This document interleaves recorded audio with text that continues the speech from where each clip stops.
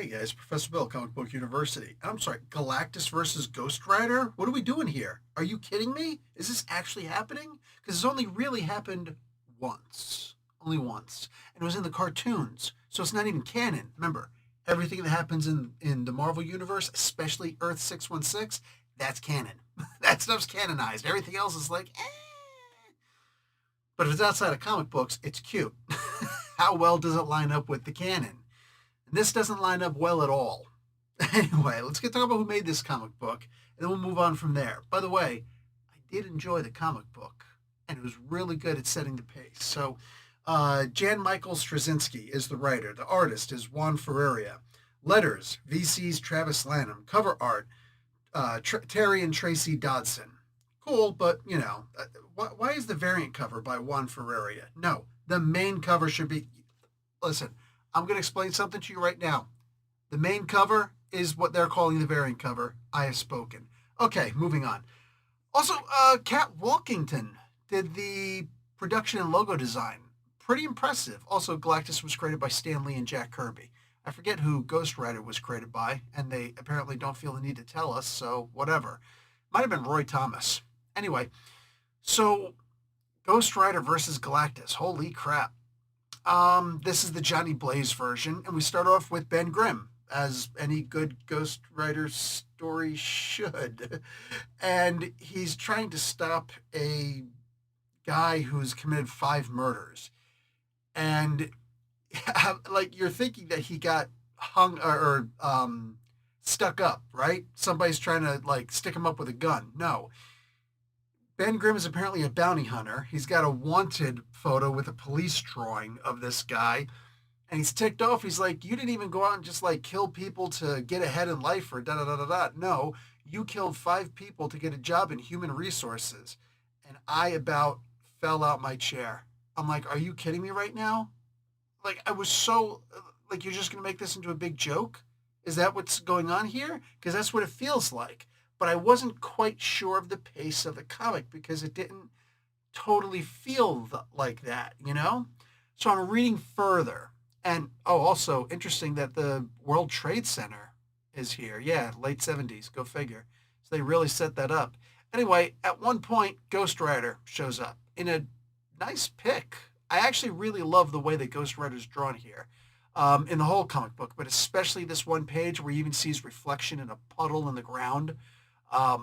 Absolutely fantastic. And I really like this issue is called The Inevitable, which is funny because they talk about Thanos in here.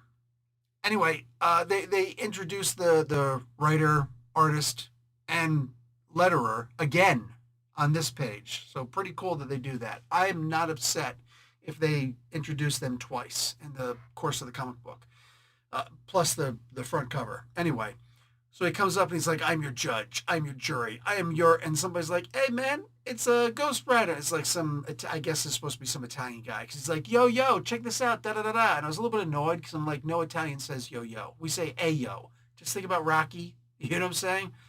I do it all the time. Every time I call out to somebody, I swear, you might not believe me, but I swear I genuinely do it. Like, hey, yo! And I'm loud about it, and I don't care. I was just in a wedding.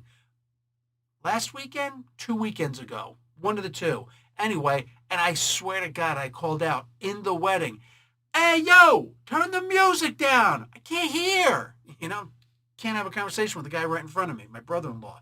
Yeah, freaking wild. Anyway, so they did turn down the music. I am inevitable, all right? So the guy, Ghost Rider turns around. He's like, shut up, I'm working here. This did it for me. I realized that this is, in fact, the pace of the comic book. Suddenly, the way that it's drawn by Juan Ferreira, it makes perfect and total sense. I guess it's going to be important to point out that this is more likely than not outside of the 616 universe. This is a what if, as it were, an Elseworlds, if you will. And it's a shame because I love the way he's drawn here. I can't say that enough. Juan kicks butt in this, but he's got that Johnny Cage, you. And he's like, judge, jury, and executioner. And I just want to see, want to say guilty like that because that was freaking best part of that movie. But he comes up and he does the penance stare to this guy, and instead of the guy feeling everything and going, like, oh my god, and then kind of like going into a catatonic state and having to go to a mental asylum for a while until he's finally able to come out of it because he's able to rectify himself with his sins. I'm saying, just go to confession, bro. So much easier. Anyway, it's a little embarrassing the first time that you do it. After that, you're just like, whatever, you know? Um, but yeah, the guy suddenly turns into a pile of dust. And then somebody comes out and complains about them leaving a mess, the heroes, and sweeps it up and sneezes over it and dumps the dust into a trash can. Okay, so that's what we're doing in this comic book, right? The pace, the tone, everything is spurious and funny. It's meant to be that's not quite slapstick, but yes, it's supposed to have that kind of feel. And I know there's a term for this kind of writing. I know there is. And I should have it in my head, but I don't. But it's that kind of writing where it's almost like ironic. The things that are said in here, the way that things turn around, how an exposition can be dropped, and then you just turn around and you're like, yeah, no. And then you move on and keep doing what you were doing anyway. All of that happens in this book. And it's a great tone for this because in reality, while I know the Punisher and Deadpool and Thanos have all just ignored the penance stare. Does Galactus ignore the penance stare on this? Is it like that Spider-Man cartoon where the Fantastic Four and a bunch of the Avengers and everybody else go after him, and instead of Doctor Strange coming like in the Fantastic Four comic, instead it's Ghost Rider, and he just does the penance stare, and Galactus is like, oh, I'm so guilty, like that. Well, I honestly don't want to spoil the comic book for you. This is a one-shot. I was genuinely worried that the worst thing they could have done was to make this a 4-issue, God forbid a 6-issue, but they probably would have made it a mini-series, like a 4-issue series, where it's not until the end that you'll realize, or maybe he'll try it and it won't work, and then it works later on because something had to be said or done, right? No. This is a standalone issue in and of itself, in its entirety. And let me move on with my digital copy here. And it turns out there will be 6 issues, but of different stories. So on sale in July will be Spider-Man versus the Sinister 16.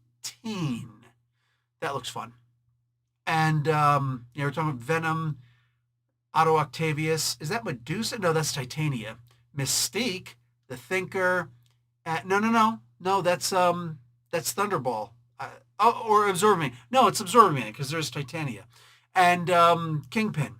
So at the very least, 1, 2, 3, 4, 5, that's 6 people right there. Who are the other 10?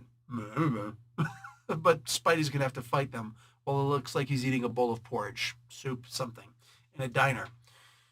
There's also going to be Doctor Doom and Rocket Raccoon #1. Wait a second, didn't that already come out? Oh, crap, these have already come out. That was a one-shot. Okay, I'm learning this stuff. I told you, I don't go into this knowing this stuff, but I remember seeing a Doctor Doom and Rocket Raccoon issue, and they kept on posting pictures on Facebook. Go figure. Okay, so Captain America and Volstagg. Should I read that? There you go. There's what you leave in the comments. Because you guys know I absolutely love Captain America. He's my comic book hero, right? Love the guy. Just because I'm wearing Batman and Vincent Van Gogh's Starry Night does not mean that Captain America isn't ingrained in my heart. So should I read Captain America and Volstagg? Nick Fury versus Fin Fang Foom, and Hulk and Doctor Strange, which is, oh, come on. I wonder if any of these are actually going to be any good. We'll see. Maybe I'll give them a flip through. I have to buy these comics also now. Anyway, so honestly, let me know if I even should. All right, because I'm curious about the Captain America one, but It is what it is. You guys let me know. And that is going to be it for me, mi hombres. I will talk to you all later. Like the video, watch an ad. Professor Bill, Comic Book University. Class dismissed.